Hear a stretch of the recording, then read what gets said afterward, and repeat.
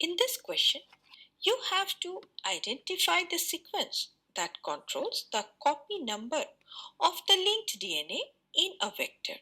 Option A, palindromic sequence.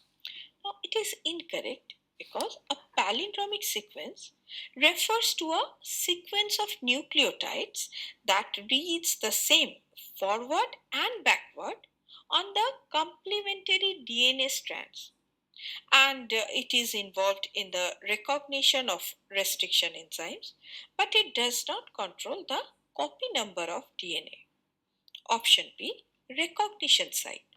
This is also incorrect because a recognition site refers to a specific sequence where restriction enzymes bind to cut the DNA, and it is very important for cloning processes, but it does not influence the copy number of the vector.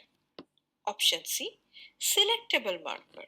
This is also incorrect because a selectable marker is a gene that is introduced into a vector, and it allows for the identification of successfully transformed cells, for example, antibiotic resistance, but it does not regulate the copy number of DNA. Option D, oricite.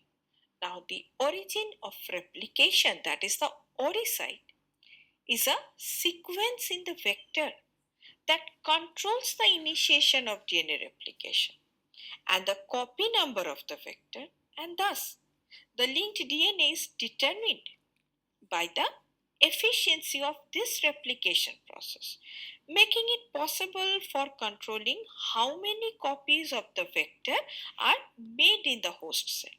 Hence, it is the correct option.